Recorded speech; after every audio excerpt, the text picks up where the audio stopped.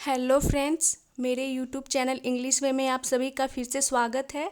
तो आज मैं फिर से एक नई स्टोरी के साथ आई हूँ। शॉर्ट स्टोरी है और ये स्टोरी आपको अच्छी लगेगी। लास्ट तक ज़रूर देखें, ज़्यादा टाइम भी नहीं लगने वाला है। इसका टाइटल है द वेल। तो वेल यहाँ पे नाउन हो गया यानी कि कुआं। द यहाँ पे आर्टिकल हो गया। इससे पता चलता है कि एक खास कुएं की बात हो रही है जो इस स्टोरी में मेंशन है। तो चलिए शुरू करते हैं इस स्टोरी को।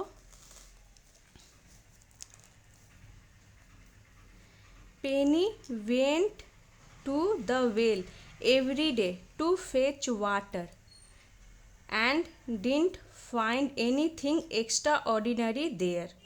पेनी वेंट यानी कि पेनी जाती थी। पेनी यहाँ पे एक नाउन हो गया यानी कि नाम। गो की सेकेंड फॉर्म हो गई वेंट। टू यहाँ प्रीपोजिशन हो गया जो डायरेक्शन को दिखा रहा है कि पेनी कहाँ जाती थी। टू द वेल यानी कि कुएं की ओर, कुएं के पास। एवरी डे यानी हर रोज। किस लिए? टू फेच यानी कि लाने के लिए। वाटर यानी पानी। तो फेच यानी लाना। टू यहाँ पे इन्फिनिटिव हो गया जो कि पर्पस को दिखा रहा है कि किस पर्पस से जाती थी। तो लाने के लिए, पानी लाने के लिए। और यहाँ पे टू प्रीपोजिशन हो गया। तो यहाँ पे टू डायरेक्शन को दिखा रहा है, ये प्रीपोजिशन हो गया। यहाँ पे टू वर्ब के साथ, वर्ब इसके बाद वर्ब की फर्स्ट फॉर्म का यूज हुआ है। तो यहाँ पे टू इन्फिनिटिव हो गया। एंड डिडंट, तो यहाँ पे डिड नॉट का कॉन्ट्रैक्शन है। डिडंट या फिर डिडंट भी बोल सकते हैं। Didn't find anything extraordinary there. पानी लाने जाती थी और डिडंट फाइंड यानी कि उसे कुछ भी नहीं मिला, कुछ भी नहीं मिलता था। Anything extra ordinary. Extra ordinary का मतलब हो गया असाधारण, अजीब सा, कुछ अलग सा उसे नहीं मिलता था। देयर यानी वहाँ, प्लेस को दिखा रहा है। यानी कि जहाँ वो कुएं पे पानी लाने जाती थी तो उसे कोई भी उसे वहाँ पे कुछ अलग सा नहीं लगता था। एक्स्ट्रा ऑर्डिनरी मतलब कि असाधारण कुछ भी वहाँ पे नहीं था। ये हो गया। तो जब हम डिड का यूज करते हैं तो वर्ब की फर्स्ट फॉर्म का यूज करते हैं। यहाँ पे फाइंड की फर्स्ट फॉर्म है और ये पास्ट इंडिफिनिट की नेगेटिव सेंटेंस है। बट लेकिन वन मॉर्निंग यानी कि एक सुबह, she found a gnome sitting on the wall. लेकिन एक सुबह, सी फाउंड, तो यहाँ पे फाइंड की सेकेंड फॉर्म का यूज किया गया। तो ये पास्ट इंडिफिनिट की अफर्मेटिव सेंटेंस हो गई जिसमें कोई भी हेल्पिंग वर्ब का यूज नहीं किया जाता है। सब्जेक्ट और उसके बाद वर्ब की सेकेंड फॉर्म का यूज किया जाता है। सी फाउंड यानी कि उसे मिला, तो सी प्रोनाउन हो गया जो कि पेनी के लिए यूज किया गया। फाइंड की सेकेंड फॉर्म फाउंड, उसे मिला। अ नोम, सीटिंग यानी बैठा हुआ। ऑन द वॉल यानी कि दीवार पे। तो यहाँ पे सीटिंग हो गया यानी कि बैठे हुए अवस्था को दिखा रहा है। यहाँ पे सीटिंग एडजेक्टिव का काम कर रहा है।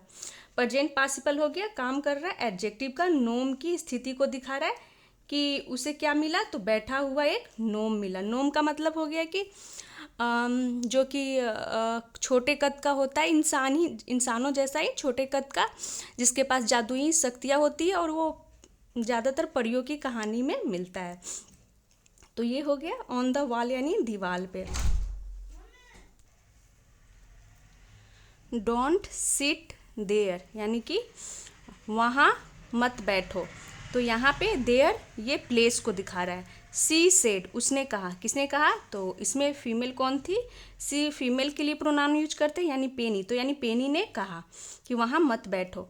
इट्स डेंजरस यानी कि यह डेंजरस है, खतरनाक है। यू मे फॉल यानी कि तुम गिर सकते हो। फॉल यानी गिरना, तुम गिर सकते हो।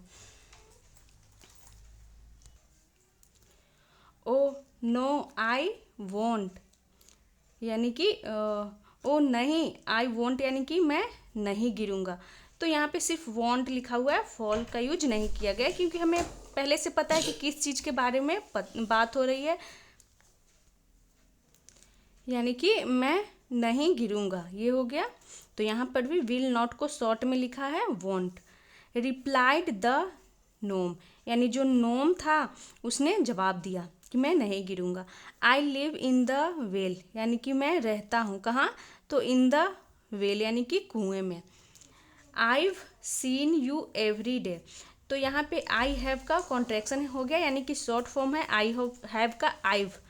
I've seen you every day, यानी कि मैंने तुम्हें देखा है every day यानी हर रोज। तो ये प्रेजेंट परफेक्ट हो गया, आई के साथ हैव और वर्ब की थर्ड फॉर्म। सी की यहाँ थर्ड फॉर्म है seen, see saw seen. You यानी कि तुम्हें एवरी डे हर रोज। And you always throw some crumbs for the little creatures inside. And you always यानी कि तुम हमेशा, थ्रो यानी फेंकते हो, सम क्रम्स यानी कि कुछ टुकड़ों को, फॉर द लिटिल क्रिएचर्स यानी कि छोटे प्राणियों के लिए, जीवों के लिए, इनसाइड यानी कि अंदर, कुएं के अंदर। तो जो नोम था वो पेनी से बोलता है कि तुम क्या हो, ये तुम हमेशा, मैं तुम्हें देखता हूँ कि तुम हमेशा इसमें क्या डालते हो, क्रम्स यानी कि टुकड़े को, यानी कि जो खाने की कोई चीज़ होगी उसके टुकड़े, इनसाइड क्रिएचर्स यानी कि कुएं में रहने वाले प्राणियों के लिए। You are a kind girl, तुम एक दयालु लड़की हो। So I am going to do something special for you. So इसीलिए आई एम गोइंग, तो आई एम गोइंग है, एम नहीं है, एम शॉर्ट होता है। आई एम गोइंग मैं जा रहा हूँ, टू डू यानी करने, समथिंग स्पेशल यानी कुछ खास, फॉर यू यानी तुम्हारे लिए।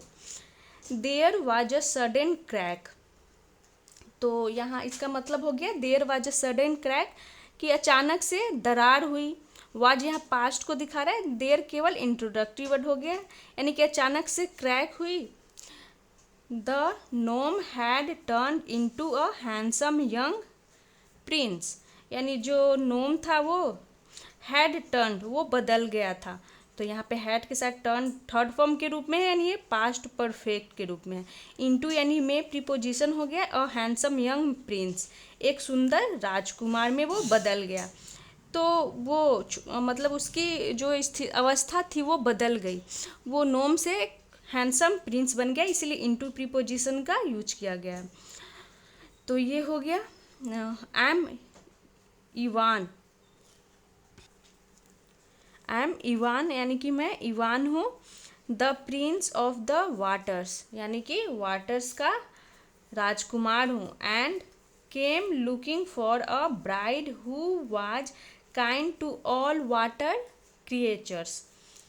तो मैं इवान राजकुमार हूँ, किसका, तो पानी का राजकुमार हूँ। एंड केम आया हूँ, लुकिंग फॉर यानी ढूंढना, तलाश करना, तलाश करने के लिए, अ ब्राइड यानी कि एक दुल्हन, who was kind to all water creature यानी कि जो, हु यानी कि जो दयालु हो, ऑल द वाटर क्रिएचर्स। तो जो नोम था वो बोला कि मैं पानी का क्या हूँ, राजकुमार हूँ, और जो क्रिएचर्स यानी कि प्राणियों के लिए जो जिसके लिए दया हो, प्राणियों के लिए, जीवों के लिए, तो मैं वैसी दुल्हन ढूंढ रहा हूँ, यानी कि मैं दुल्हन ढूंढने के लिए आया हूँ। Who was kind to all water creature, जो पानी के जो क्रिएचर्स है, प्राणी, उसके लिए वो दयालु हो, ऐसे दुल्हन ढूंढ रहा हूँ। विल यू मैरी मी, क्या तुम मुझसे शादी करोगी। Penny nodded happily and the prince took her away through the well into his land far away. तो पेनी नोडेड, नोडेड का मतलब होता है कि हामी, सर को हिलाना, हामी भरते हुए। तो पेनी ने नोडेड यानी कि हामी भरी, हैप्पीली यानी खुशी से। तो यहाँ पे हैप्पीली एडवर्ब हो गया। And the prince took her away यानी कि जो राजकुमार था, टुक अवे, टेक अवे से हो गया टुक अवे पास्ट, हर यानी पेनी को, तो पेनी को ले गया, टुक अवे यानी ले गया, थ्रू द वेल यानी कि कुएं के माध्यम से, इनटू हिज लैंड अपने लैंड में, यानी कि अपने जो ज़मीन था उसका, अपना जो जहाँ रहता था वहाँ, फार अवे यानी कि दूर, दूर अपने जो ज़मीन था उसका, जहाँ वो रहता था, उसे ले गया पेनी को। दे वर मैरिड, उनकी शादी हो गई। And princess Penney lived happily with Prince Ivan, और राजकुमारी पेनी लिव्ड यानी रहने लगी, हैप्पीली यानी खुशी खुशी, विथ प्रिंस इवान यानी कि राजकुमार इवान के साथ वो खुशी खुशी रहने लगी। तो ये जो नोम था, यहाँ पे देख सकते हैं कुएं, यहाँ का वो प्रिंस था, तो वो ऐसी ही दुल्हन की उसे तलाश थी जो जो कुएं के प्राणियों के लिए दया दिखाती हो, तो उसे ये पेनी मिली, तो इसीलिए वो उसे ले जाता है अपने दुनिया में और उससे शादी करके खुशी खुशी दोनों रहने लगते हैं। तो ये थी आज की शॉर्ट स्टोरी। मिलते हैं नेक्स्ट वीडियो में। अगर वीडियो आपको अच्छी लगी हो तो वीडियो को लाइक करें, चैनल को सब्सक्राइब करें। Thanks for watching.